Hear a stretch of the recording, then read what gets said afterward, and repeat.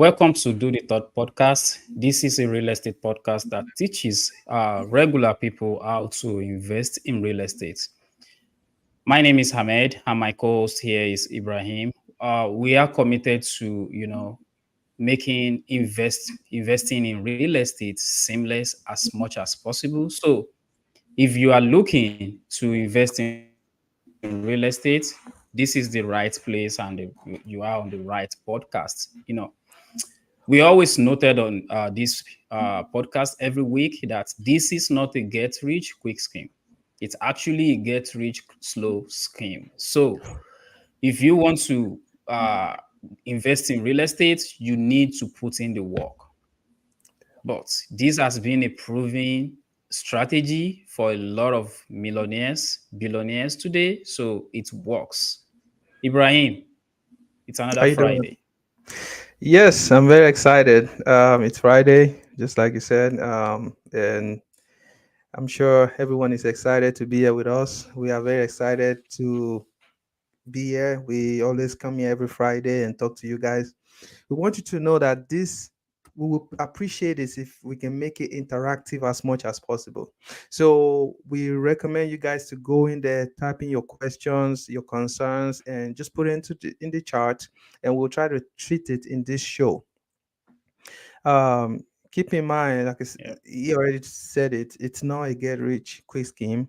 We are gonna put it in the work. We are literally showing you the path of how you can, be successful in real estate. We have been doing it. The people that have more, or have been exposed to a better deals than we do, they've also said real estate is proven to be the bedrock of wealth. It's going to help you generationally, not just you and your family. So we appreciate you coming tonight, and today we want to talk about how can you get the most out of your rehab. How can you um, use your rehab in the right way so you can get the best out of it? So we all know there's something called flip and fix and flip. We know there's something called, buy, repair it and sell it, or buy, repair it and hold it. uh, but we want to let you know that there are ways you can do that where you are going to maximize all the profit instead of just buying and fixing it, and at the end of the day you are getting some amount, but you might lose money or not get enough money, because everything has tips and tricks to it. I'm sure you guys will agree with us. In real estate, just like any other business, you have to be strategic. You have to know what you're doing. You have to know the right way to maneuver and get the best out of your buck. So today, Ahmed and I, we want to come in here today and really show you guys practically how you can do this so you can get the best out of your investment. First, I want to talk about, you know, to buy a house. What do you do to kind of that will help you as a guideline to see, is this a good thing to do first of all? Because without talking about how to grab it, it's like we jump in a step to the next one. So the first thing is you have to consider, I would recommend do your research, talk to an investor, talk to a real estate agent, try to figure out where are the areas that are, that is good for you for your investment. um, Simple example that I'll give you is try to look for Walmart, look for Target, look for all these corporate retailers or wholesalers in that area. If they are still there, if they are still making money, they are still being profitable, there's a reason why they are there. Because most of this, their business, um, it's people oriented, like they target some demographic, they are targeting people, because of course, without doing that they're not going to be making sales. So at the same time, the kind of people they are targeting, you also can target those kind of people. It doesn't have to be the one Walmart is targeting. You can target the one Starbucks or any other person is targeting, because you also are a business person, even though yours is in a smaller scale. So my point here is look for an area where there are still strong business activities. When you find those areas, um when after you talk to your investor, realtor, and all that, and you have figured out a house that you are trying to buy, let's assume, let me give you an example. You buy a house of, 3 bedrooms, 1 bathroom. Okay. And you realize this house has more square footage. It has a bigger square footage, that you see the opportunity that you can add one more room or one more bathroom to that house. Now, in this scenario, since the house has 3 bedroom already and 1 bathroom, it will make more sense if you can get 2 bathrooms instead of focusing on getting another room.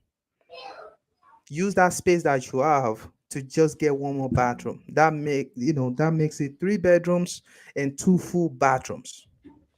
Yep. Yeah. So in that case, try to get 1 full bathrooms. That makes it 2 bedrooms. I mean 3 bedrooms, 2 full bathrooms. Do it right. Okay. There are different strategy. I'm sure I made us some that we add to this, but let's just focus on 2 bedrooms. I mean 3 bedroom, 2 bathrooms. Do it right. And if there are other things you need to do, like if there's a damage in the house, try to do that. Or let's say the same house that I'm talking about, there's a very covered wall that is blocking the kitchen from the living room. Try to open it as much as possible. There might be a barrier there, so you need to talk to a contractor. Talk to a contractor that knows what he or she is doing, so they can advise you on what to do, how to open up the space. We all know something called open concept. Yep. And so you opening your house, like someone come from the kitchen or the main entrance, they are able to see the whole, space. It makes it look bigger. It makes it look more valuable, more appealing, more modern than the old style of, covering everywhere. Make it looks. It kind of just make it look smaller and a little old school. You want your house to look, whoever's coming in to perceive your house as, say, okay, this is, even though it's a old house or it's a fix and flip, it still looks, looking spacious and modern. That's the goal. Okay. Remodel it, do it right. I can give you guys one example. I just remember now. So it's one of my property that, you know, I bought the house. It's 2 bedrooms. That's a basement, full basement, and it has 1.5 bathroom, half bathroom in the basement. But when you get into the house, there's a barrier, like a big drywall covering the living room and the kitchen. So literally, when you get into the kitchen, you feel like it's so extraordinary small. It is a small kitchen, but my point is the barrier makes it even smaller, like very, very tiny. So I was like, hold on, I can't do this. I have to do something to this. So of course, just like you are watching us here, that you're learning from us, I had to learn from other experts. Then it was back in 2020. So just so you know, we learn too. We are not here to prove that we know everything. We learn. So I learned from the expert, and That's not it. I yeah, I learned that I can open up that wall and makes the house look bigger, even though it's the same square footage, but the perception is different when you see it the way it is now compared to the way it was then.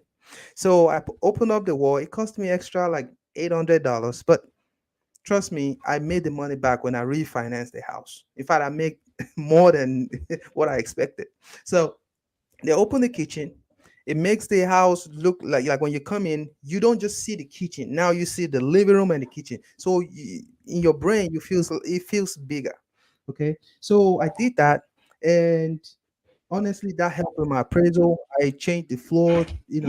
I peeled out all the sticker, wall sticker. Like the all these old school wall stickers around everywhere. It's like a grandma house. Honestly, it was a grandma house. So I peeled all the old school old school sticker. No offense to grandma, but it was just like old concept, where there's sticker everywhere. So I peeled all the sticker off, and they repainted everything, to the modern, neutral gray color. And you know, I've changed the floor to vinyl, waterproof vinyl. And by the way, you have to watch out for the kind of material you used when you're trying to do a rehab. Depending on what the goal or your end goal is. um, you don't want to overspend, but if you want to keep it, try to do something that will last longer. I could have chose to do a carpet.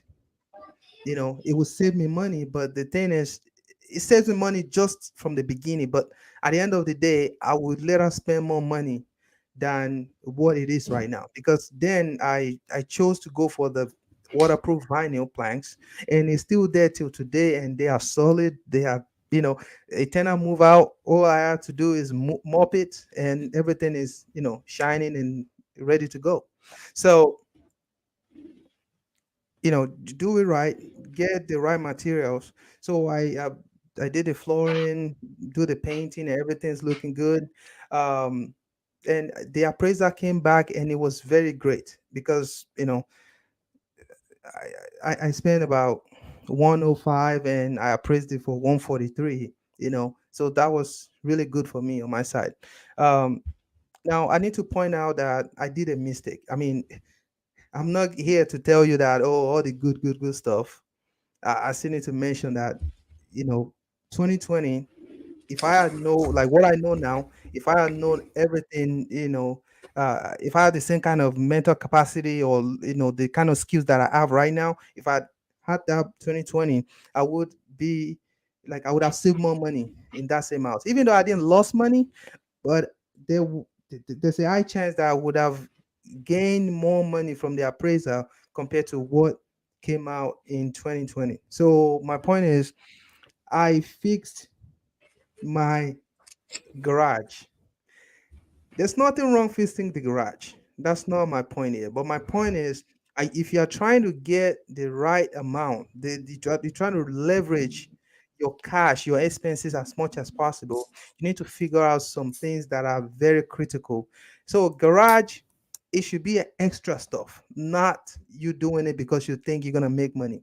I literally thought when I fixed my garage, makes it look beautiful, I'm going to get more money. But I was wrong, and it's one of the reasons why we are here to educate you guys, that way you don't do the same mistake that I did. So the garage it's a detached garage, and because the garage, it was like a skeleton, and it wasn't looking good.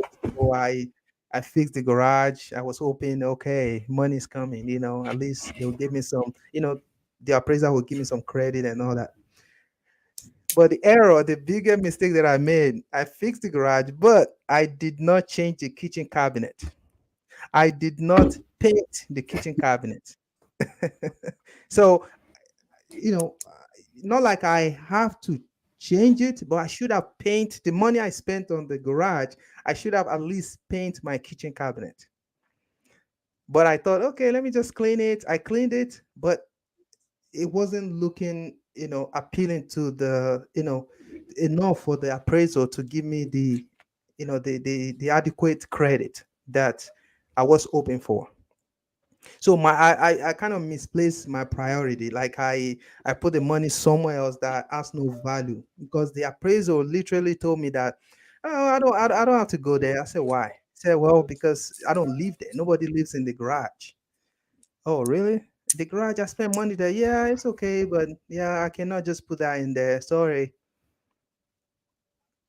But if I had paint my kitchen cabinet, there's a high chance actually two people did it, but the last person was she would have gave me maybe five, or maybe $6,000 more. I don't know, I mean, I'm not sure, but it would have been better because the house would look more appealing. I don't know if you guys have heard this before, but appraisal is objective and subjective. What do I mean by that? Objective in the sense that they look at the numbers in that area, they look at what that, what um because this is damage minus so amount. They do all that number, they tally all together. But there's something subjective about appraisal. The way that appraisers feel, the person that comes in to appraise your house, also matters a lot. If that person sees your house, like, have the good impression that this house is beautiful, the kitchen cabinet is looking nice, everything is looking great, believe me, that has a lot of um, it influence their result, their end result. And I'm not just saying this. I went to an appraisal summit last year, and I asked this question, and the guy said, honestly, you are right. The way we feel, it gives you some extra thousand on the appraisal. And for real, that's the truth. So my point here is that we need to make sure we are making the house appealing enough so that we can get all the credit from the appraisers. Even though they look at the numbers, they look at the area sales and all that, they also have their personal feelings, which you making your house appealing and smells nice and looking fresh helps with the end result. Um, Let me add one more to it before I let Ahmed take over. So, another thing I want to tell you is if you have a basement, don't just let your basement be like, oh, well, it's a basement, just leave it like that. Don't let it be useless. Uh, Exercise. Try to do something in that basement, but don't spend too much though. But try to make it livable. Like cover the basement, bricks, insulate it. If it's possible, get heating or cooling into the basement. You will get some credit for it. But if your basement is useless, you won't get anything for it. So try to, because at the end of the day, what you're gonna get from that appraisal, it's more than enough to cover the what you have spent in that basement. Especially if you are spending with caution, you just don't overspend on it. So it's really valuable to to use your basement right. Um, what else again? When you spend money on rehab, try to itemize everything. Write it down. When you write everything you spent, write it down in a book, present it to the appraisers because they like to see. They like to see what it costs you because I mean they're not computer. They have this knowledge. They've done it other times, but what they sell a nail in, let's say, Indianapolis is different from what it will be in Kokomo. Believe me, believe it or not, it might be like 2 cent or 50 cent less in Kokomo. You know, especially when you go to local stores. So, and also a price of a contractor is different from the other. The fact that they know a contractor will do it for 5,000 doesn't mean your contractor will do it for 5,000. You might do it for 6,000 or 5,005. So they like to see what you have spent on your rehab. So when you give that to them, if you have access to MLS, get that and show them the comps in that area because they're not perfect. If you can show them all that, it helps them to determine the right value for your house. Ahmed, what do you have for us? We can't wait. Yeah, thank you, Ibrahim. You're welcome. You already hit the nails on the head, and Thank you. you see, this is what it means to have experienced people, that have done things in the past. Ibrahim just shared his experience with us, where he was thinking he's going to get some certain return for his, investment in the garage, and without knowing that that will not be counted in the appraiser. So that is why it's very huge to be part of something like what we are doing here. Educate yourself, get in the right mind before you jump into things, and we have make a mistake that we don't want you to make. Yeah. That is why we are on here every single week. It's been straight 4 months straight now today, Ibrahim. It makes 4 months straight that we have been coming here every single time and explaining things, and we could have just record this and send it out. We purposely choose to do this live so that you guys will have the avenue to ask your questions live. So please and please, if you have any questions, drop it in the chat and we are going to address it as much as possible. So Coming back to today's topic is a huge one. I've made a mistake uh when I'm doing rehab as well, especially when it comes to, the last points you make, the noting things down. Like being, I'm not an analytical person. Awesome. I don't see all the little tiny things. I just see the bigger picture. I am a visionary. Oh no, I am like that guy that just jump around, see things, and You just do, boom. you do twins Yeah, say just intuition. just jump on it. I'm not that, details person that will be looking at, oh, what is this, what is that. No, as long as it makes sense to me, I'm doing it. So basically, over budgeting a rehab is not a bad thing. Budget for miscellaneous, because they are going to happen. The reason why this is important for you to get a good value on your return is because if you under budget, then in the middle of the rehab you run out of money. That is when you are going to be using cheap materials. And what will cheap materials bring? Nothing but cheap appraiser. So, and that is where you can get the most of your money back. So, you want to make sure that you put some miscellaneous and some extra on top of every estimate that you have. So that way you make sure you are covered on all hand. And at the end of the day, you even if you are running short, it's going to be something minimal, something you can easily, patch and make it work, so that you don't have to cut on your workmanship. You don't have to cut on your you don't have to do things yourself. Things like painting, you don't have to jump on it and have to do it yourself, because the amount of time you are going to spend, expert is going to spend 20% of that time. So it's more efficient to let people do it. So my major points for the rehab is going to be, if you are looking at the house that you want to purchase, some things that majority of us overlook, including myself, is opportunity for adding a square footage. So if we are looking at a property, we just see two bedroom. Oh, two bedroom is two bedroom. No, it's not. If you are having a two bedroom that is 2,000 square foot, you know that there's more room to create an addition or additional bathroom or additional bedroom in there, because typically two bedrooms should be around maybe 12 on 1,200 square footage or 14 max. Well, when you are seeing 1,800, that should tell you there's more room to create opportunity in there. So adding a square footage is a big one, because if your house is three bedroom, two bath, is different from two bedroom, two bath. The price is definitely different. So that will give you, and the money you're gonna put in might not be more than 4,000, but the return is very, very huge. So that is number one for me.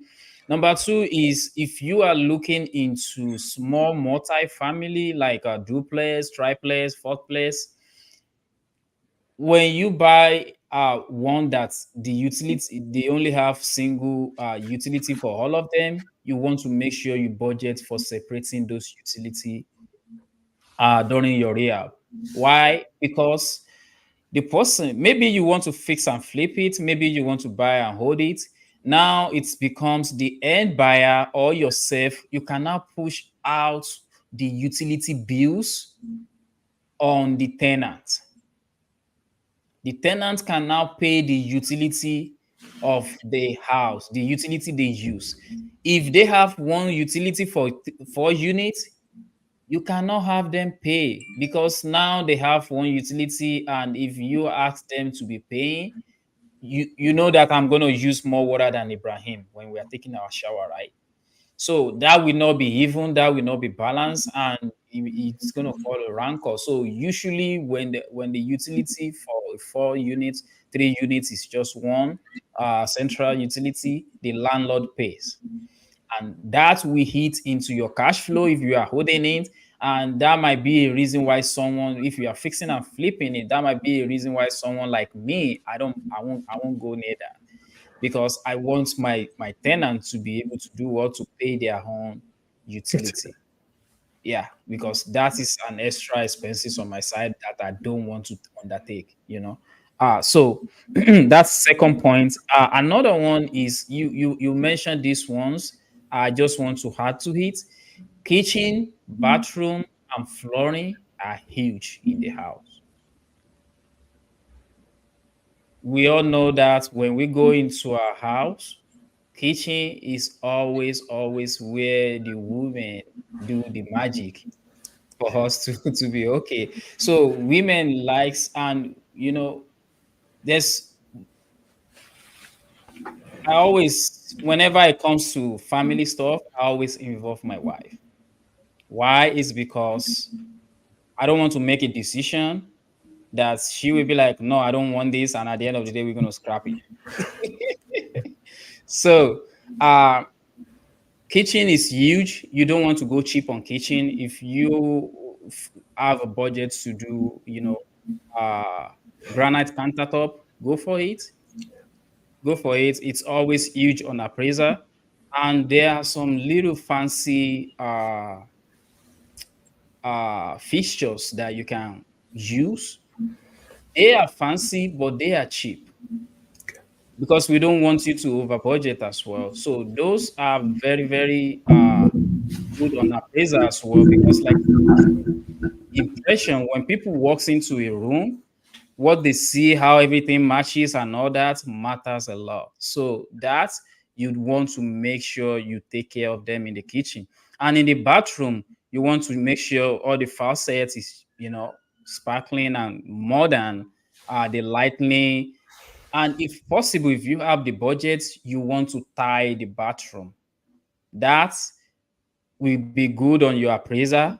Plus, it's going to save you a lot of money down the line, because now you don't have to be changing bathroom every 3, 4, 5, or 6 years. Tie is usually, stay there longer. And from the ones that I've been talking about in the kitchen as well, granite countertop, it's it's going to be good on your appraiser right now, and on the long run is going to last longer. And these are not like overly expensive than the cheaper one that you want to go with before. So the last one that I want to mention on this third point is flooring, which you already hit on. Flooring going with vinyl is very good. Why? Is because carpets, usually when carpets use 2 3 years, you need to change them again. So if you use quality in the beginning, which are not very expensive more than carpets, it's just a little different. If you use it, those last longer, and it's more appealing to people that want to live there. It looks more modern to them. So this is something that will give you greater return right now, and will save you on repairs in the long run. So that in return you will have higher return on your investment. Uh, Another one is, I've been hitting on this a little before now, is material and general contractor.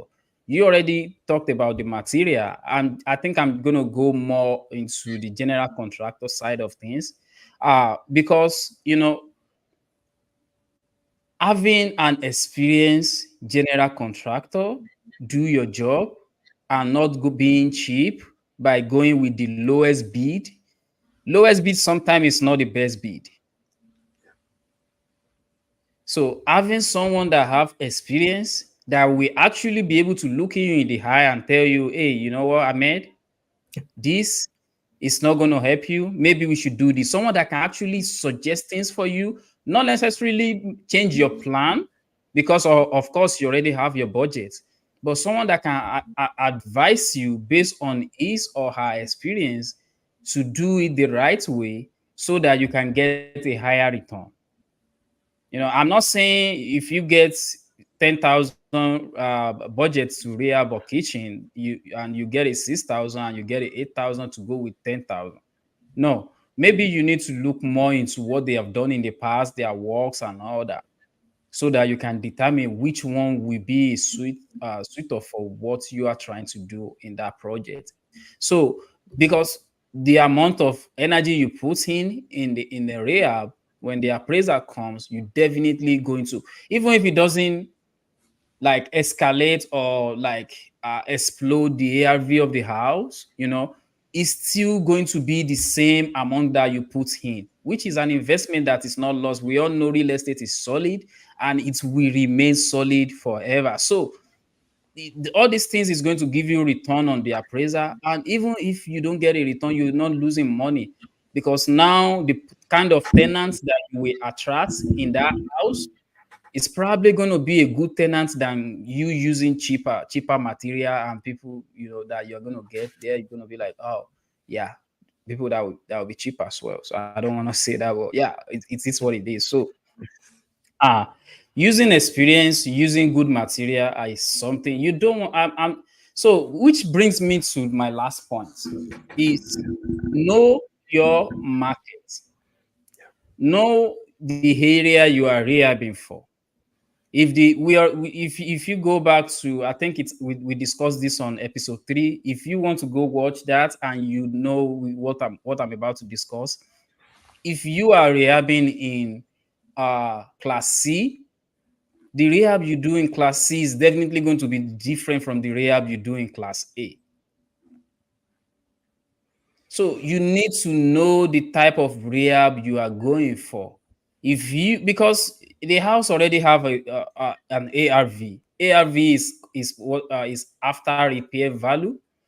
So if you buy a house that have ARV of 200 and you put in $1 million into the rehab, It's not gonna work.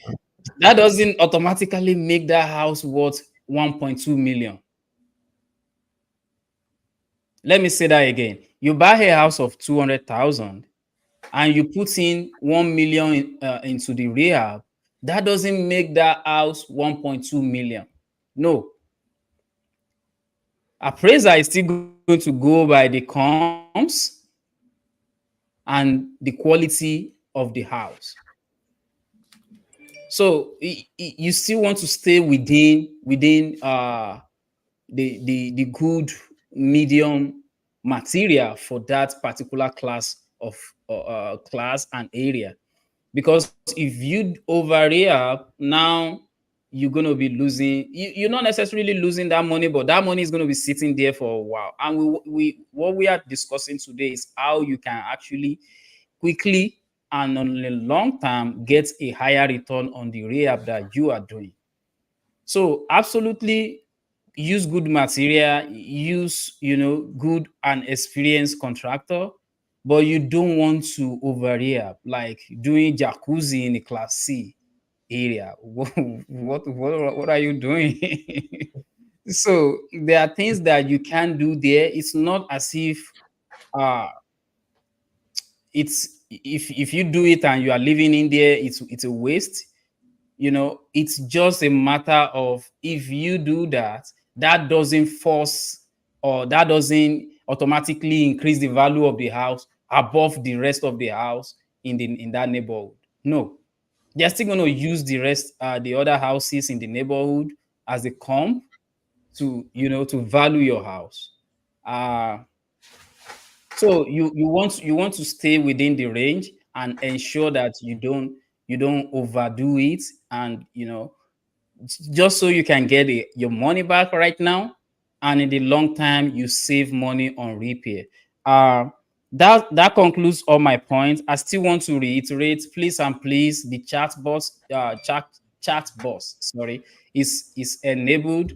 Even if you are watching us on Facebook, YouTube, anywhere you are watching us from right now, you can always drop your comments in the box, and we will be able, or we will be glad and happy, to answer your question. So, Ibrahim, Yeah. just I know you already mentioned the garage scenario. What other experience have you have, good or bad, in rehab, that you think it's going to be beneficial for our audience to note? Yes. Thank you for the opportunity again. So, About rehab, it's very, so the more you do it, the more you understand it. Of course, we are here to lessen the problem audience will face, because we are sharing our experience. However, this will not necessarily stop them, no, prevent them from doing, like, even with this and with them learning from somewhere else, they're still gonna run into some minor issues, because the real estate is very complex and is large, Of and we course, learn every day.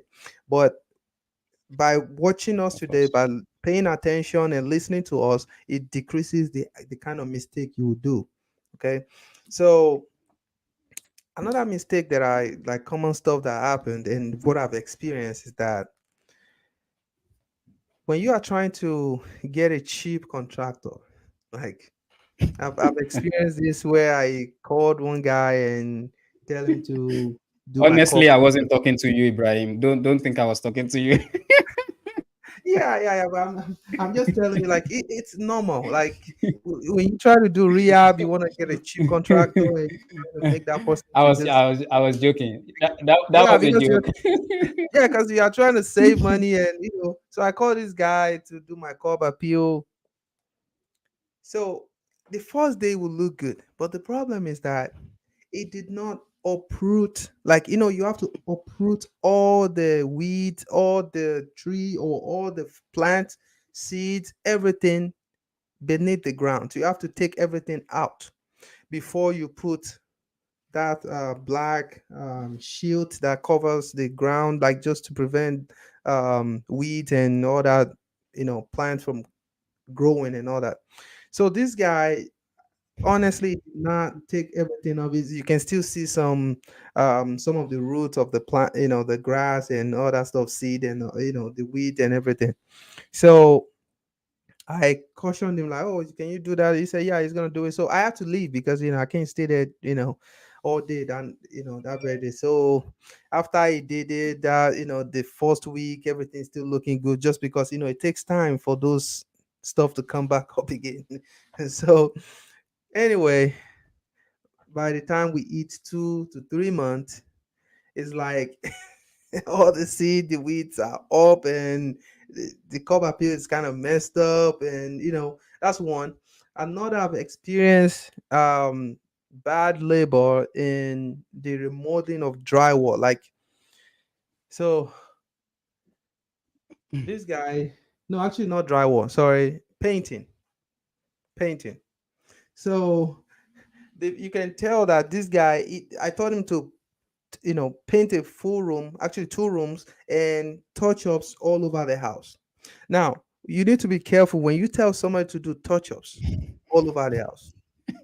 Hey, trust me, you are only paying for the specific, or the particular room that you actually indicate. Like, if you say this room is black, paint it to white. That's the one you really paying for most of the time. When you say touch up, it's like a free money for them, because touch ups is not, there's no a particular, you are saying touch up the whole house. They only paint what they see. And another thing is, I realize some contractors, you might have like 2020 vision. Some people, they don't, their vision is not 2020. Believe me, you have to turn on the whole light, getting the sun into the house and everything, make everything bright before they can see some things that you or someone else will be able to see, but that person may not be able to see it. So my point here is, if you are trying to do general touch-ups, if you can try as much as possible to put like a tape or something to really indicate those area, that's when you really get the value of what you pay for. In most cases, general touch-ups, I'm sure a lot of people have experienced this and they can testify to this, they don't do it right. Most contractors will not get it right. They just go with whatever they see. They just touch little and that's it. And you come back, you be say, "Hold on, I say general touch." You say, "Oh yeah, we didn't see that," or I thought they would just create some excuse because it's just not their thing. They like to face one room. Like, okay, this room is red, make it black. They like to face that. They make it black. Boom, that's it. But you saying, okay, the whole room, just touch it up. It's like a la la la job. Like, okay, whatever I see, I touch it up. And in most cases, you find something, because is too broad. It's not Yeah. specific. It's not, so that's why. So my short hint for that is that try to, if it's possible, try to put something like a sticker or something that pointed out where you want that general touch up to be. I know it's hard to do, but if you can, that will help you to really, you know, hold them accountable. Otherwise, they're just gonna touch. And again, another thing again, the more I talk, the more I remember different kind of mistakes that I made.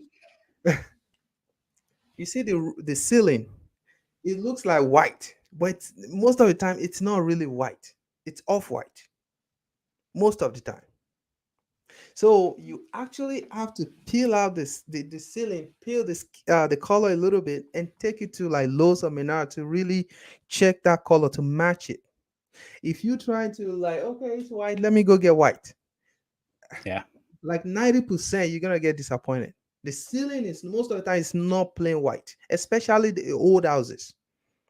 The Yeah. newer homes, they try to make it white because the builder, it's newer thing now. Builders try to make it white, like real white, and the baseboard will be white.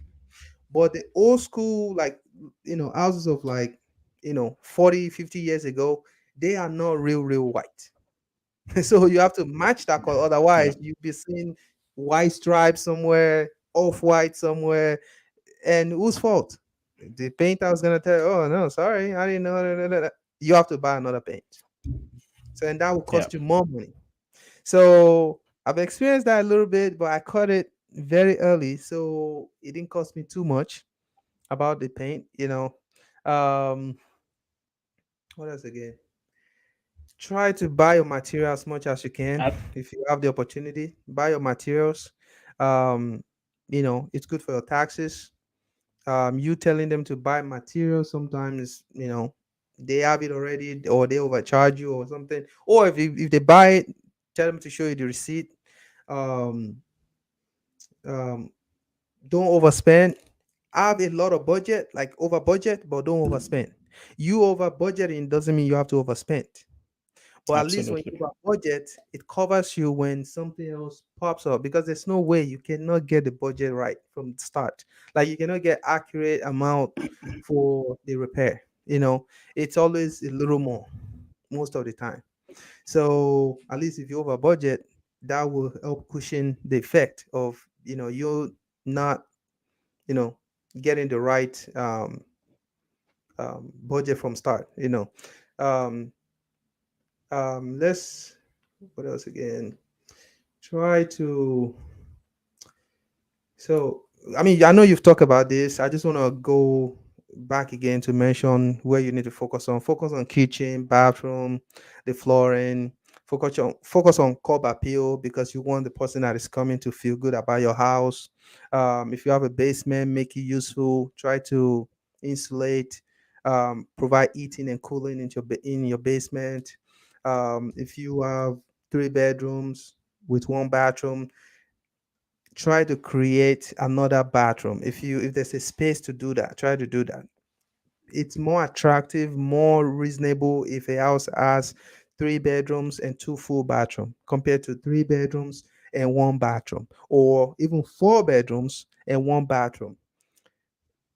So it's better to have 3 beds, 2 full bathroom than even a 4 bedroom that has just 1 bathroom.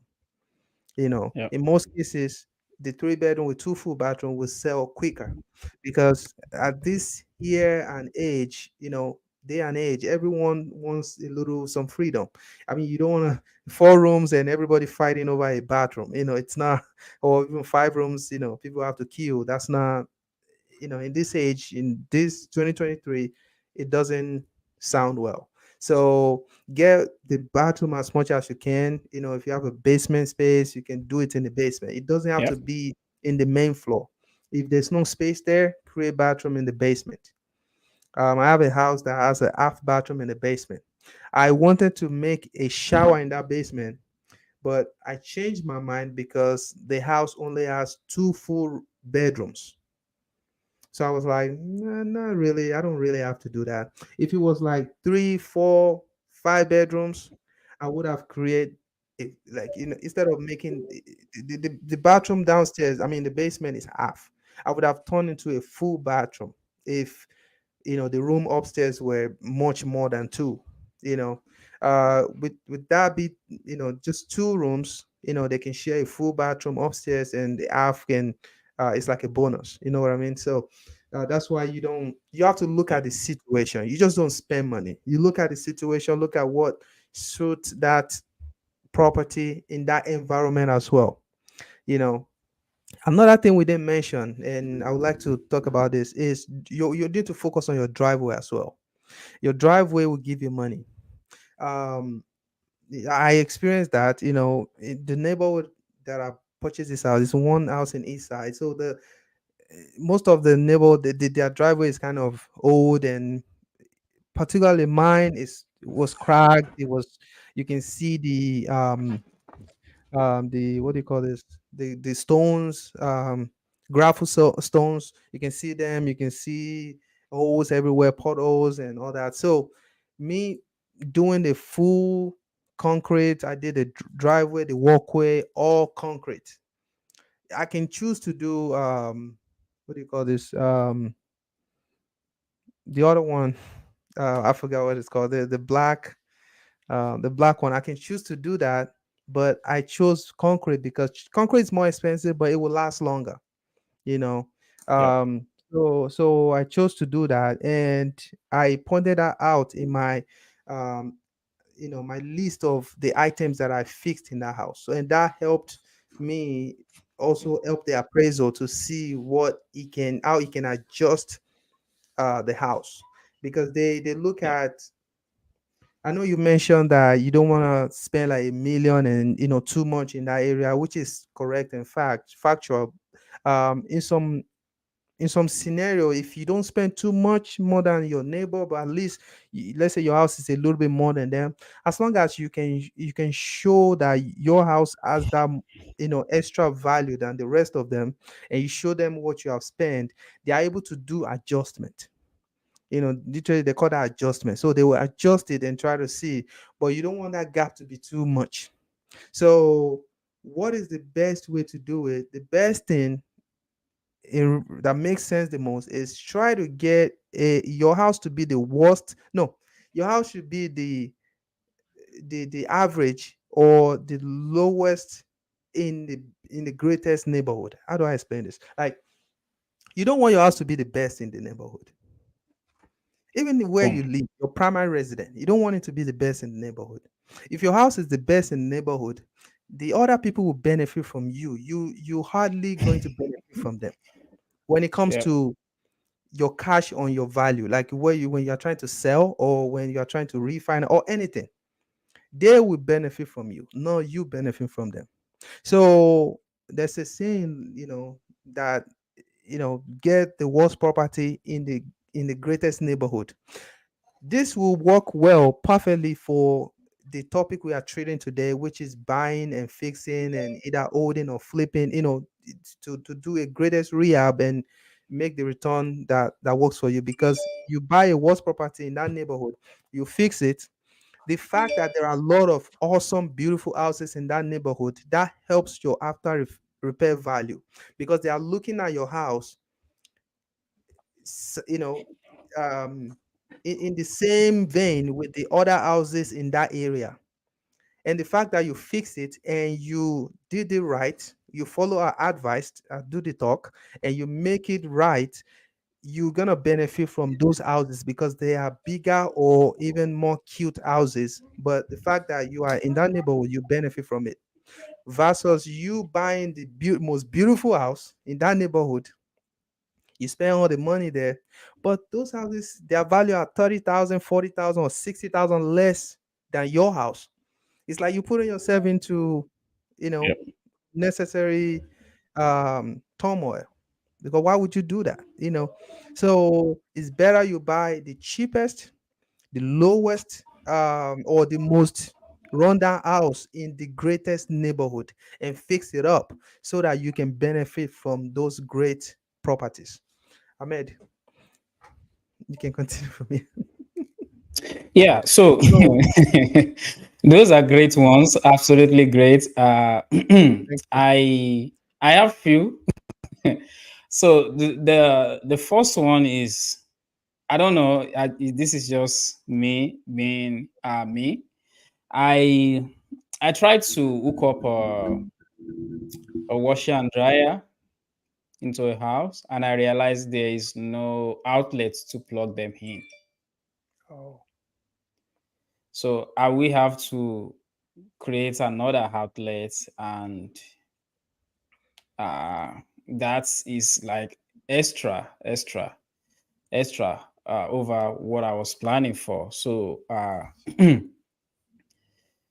pay attention to, if you are buying appliances, make sure you have all the right uh, outlets to plug them on. If you are going to be putting a freezer in one of the places, make sure that the outlets you have close to that uh, area that you want to put the freezer can actually has enough voltage, you know, to power that freezer. So that is a very big one.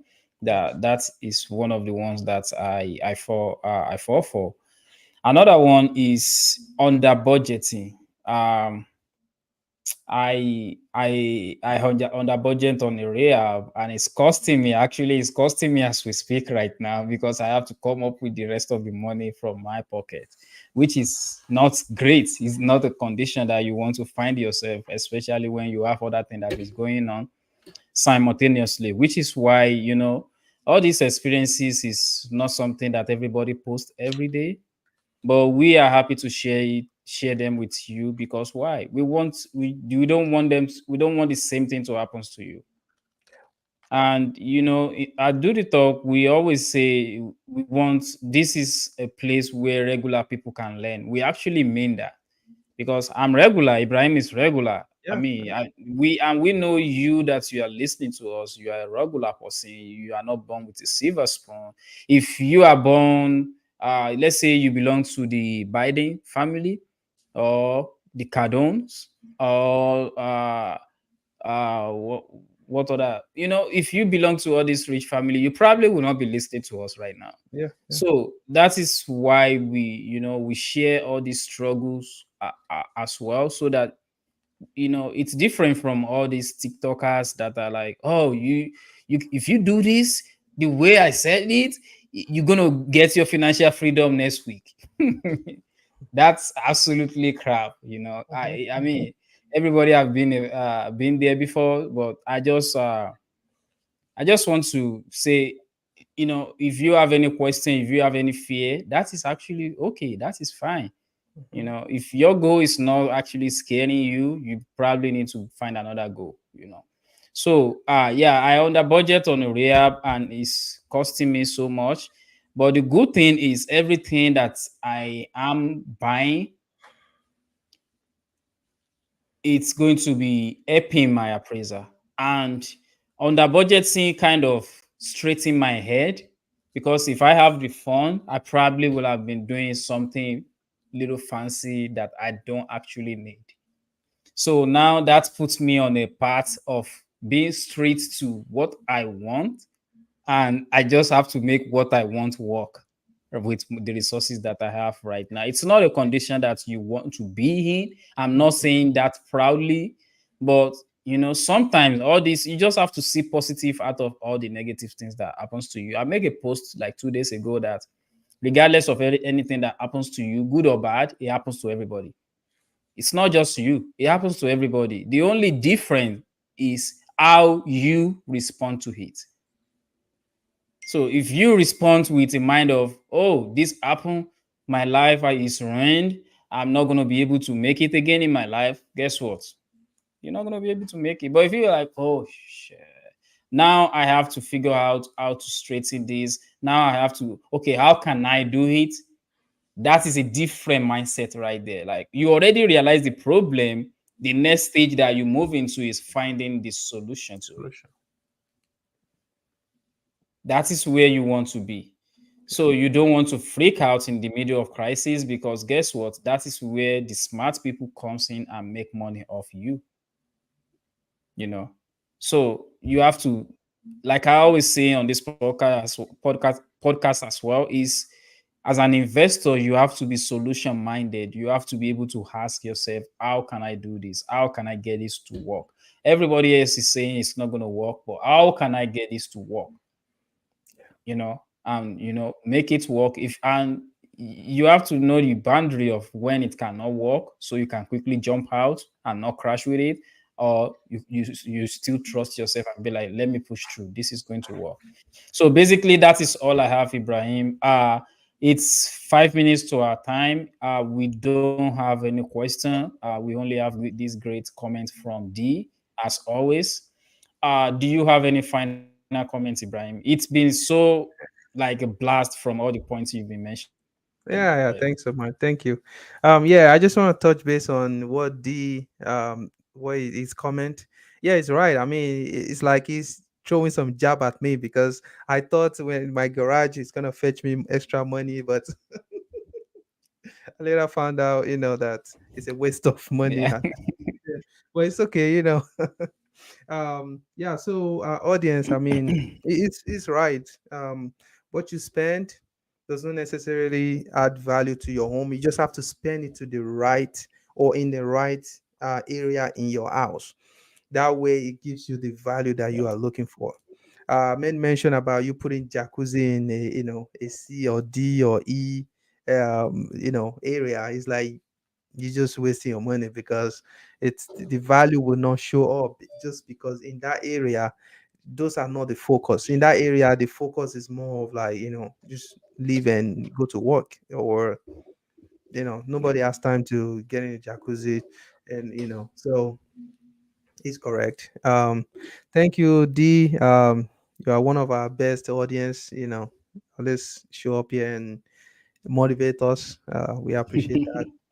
Yeah, that's right. Guys, we're still waiting and try to see if you have any questions and comments so we can treat it before we wrap up. We're about to done now. So, I mean, I don't have much to say. I just want to say, even if you don't have a question or comment, or you are shy to present it, it's okay. But we want you to keep in mind that we are practical. What we are telling you is real. We have tried it. A lot of people have tried it. We want you to jump into it. Hey, you cannot know everything. Trust me. You have to get it started. You start, you learn from it, and you grow with us. And I here at Do the Talk, we are always gonna be here, and be there for you guys. So all you have to do is, Ahmed, can they reach you? Yeah, if you wanna reach out to me, you can do that through official Hamed Lawal. It should be popping up on the screen right now. Yeah, right there. Official Hamed Lawal. DM me if you have any deal in Indianapolis that you want to move, or you want someone to walk your property for you, take pictures and all that. I'm hoping to you know work with you, build a network with you. Let's grow together. Let's make this money together. Yep. I should say this real quick that if you want anything like, if you have a property and you are trying to see what strategy you can use, reach out to Ahmed. He can give you some, share his experience and literally do make that process seamless for you. I mean, you don't have to manage your property yourself. You have it, you want to a great income from it, good cash flow. There are different ways you can do that. You don't have to keep somebody there for a year or 2 or 3 years. Trust me, that might not be the greatest return for you. He will guide you, tell you another way of doing it where you can get the most the most value out of your property. I mean, at the end of the day, we want to do business that is giving us, sufficient cash flow. So trust me, what you're doing the right thing watching us. But give us a call, let us talk to you and see how you can better amplify your business. So you can reach me at IB Realtors. Just give me a call or text me. I'm available. Okay. All right. One last thing before we go is make sure you improve your education every day. If you're watching us right now, thank you, and you are actually 1% better today. Operating from the position of unknown or position of ignorance is risky, and Yeah. it's not something fun. You don't want to be there. So keep educating yourself, keep making yourself 1% better every day, and you will be there one day. If you don't have any other thing, Ibrahim, we can wrap up. Peace out.